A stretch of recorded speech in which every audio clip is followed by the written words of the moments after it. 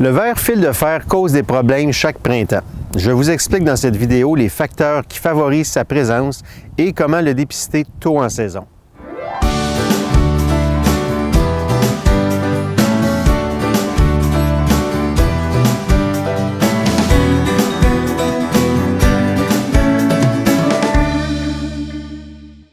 Plusieurs insectes causent des dommages aux plants de maïs en début de saison. La mouche des semis, l'altise du maïs, le ver gris-noir et les vers blancs en sont des exemples. Le ver fil de fer est le plus important du fait de sa répartition dans les champs et des dommages qu'il peut causer. Le ver fil de fer est un insecte qui s'attaque à de nombreuses cultures, dont les céréales et le maïs. Il existe plusieurs espèces de ver fil de fer au Québec. L'étendue des dégâts causés par les vers fil de fer dépend des espèces, de la densité de population et du stade larvaire. En général, les larves plus grosses et plus âgées causent plus de dommages. Les vers fil de fer se nourrissent des grains et des racines et peuvent percer ou grignoter les tiges des plants. Un des signes habituels de la présence de vers fil de fer est le jaunissement, suivi de la mort de la plus jeune feuille, alors que les feuilles les plus vieilles semblent encore vertes. Au bout du compte, l'activité des vers fil de fer réduit les populations de plants et entraîne l'apparition de zones de destruction dans le champ. Les dégâts causés par les vers fil de fer varient d'un champ à l'autre et peuvent être inégalement répartis dans le champ. Les vers fil de fer ne sont pas de véritables vers, mais plutôt des larves de taupin. On les appelle ainsi en raison de leur forme caractéristique. Ils présentent un corps mince, dur et segmenté et possèdent 3 paires de pattes derrière la tête. La longueur des larves varie en fonction de l'espèce et du stade de développement. Les larves matures atteignent entre 1 et 4 cm environ. Les vers fil de fer peuvent se développer et se nourrir dans le sol pendant 6 ans. Ils sont actifs d'avril à juin et s'enfouissent profondément dans le sol quand les conditions sont chaudes et sèches.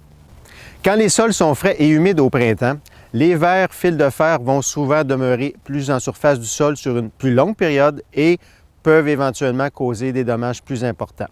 Les vers fil de fer vont causer des dégâts dans les sols généralement légers, tels les sols sableux et limoneux, beaucoup plus que dans les sols plus lourds comme les argiles. On les retrouve aussi plus fréquemment dans les sols avec des taux de matière organique élevés. De plus, les vers fil de fer sont souvent plus présents et les risques plus élevés dans les champs avec un précédent de graminées, de céréales ou de monoculture de maïs. Comment se prémunir et lutter face aux vers fil de fer? En premier, il faut s'assurer d'un établissement rapide et vigoureux du maïs en semant à la bonne profondeur, dans un sol chaud et humide et avec une fertilisation adéquate. La rotation des cultures est importante. Évitez de semer du maïs ou des céréales sur plusieurs années consécutives. Une culture de maïs semée après une prairie de plusieurs années est plus vulnérable. Finalement, l'utilisation de traitements de semences s'avère une bonne option et tout à fait justifiée dans les situations à haut risque. Le dépistage au champ est très important afin d'évaluer la présence du vers fil de fer. Le dépistage comporte cependant certaines limitations car il existe une énorme variabilité spatiale de l'insecte dans un champ donné. Voici les conseils de Julien Saguez, qui est entomologiste et chercheur au sérum, sur la bonne façon de procéder au dépistage du vers fil de fer. Donc le dépistage des vers fil de fer peut être fait dans n'importe quel type de champ, notamment les champs qui présentent plus de risques, comme vous les a présentés Stéphane. Le dépistage des vers fil de fer va se faire donc au printemps, lorsque la température du sol va être supérieure à 8 degrés pendant quelques jours, et aussi quand les vers fil de fer vont commencer à remonter à la surface, c'est-à-dire au moment du semis et de la levée des plants. Idéalement, on va placer 10 pièges à l'intérieur du champ. Chacun des pièges va être espacé de 25 mètres. Au Québec, on utilise des pièges à pas composés de 3 ingrédients. De la farine, des flocons d'avoine et un grain non traité. Ça peut être du blé ou du maïs.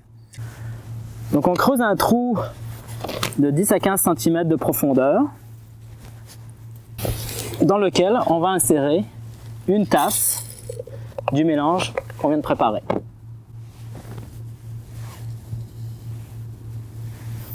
Ensuite de quoi, on referme le trou.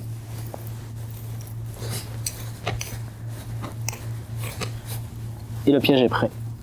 Si le sol est trop froid, à ce moment-là, on va mettre un plastique qui va permettre de réchauffer le sol plus rapidement.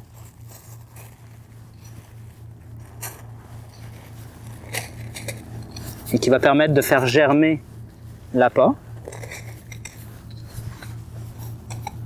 Et si votre sol était trop sec, prévoyez aussi d'humidifier l'appât la veille avant de le mettre dans le trou. Dernière étape très importante, l'installation d'un petit drapeau pour matérialiser l'emplacement de votre piège que vous allez venir revisiter 7 à 10 jours plus tard pour déterrer le piège et observer la présence des vers fil de fer.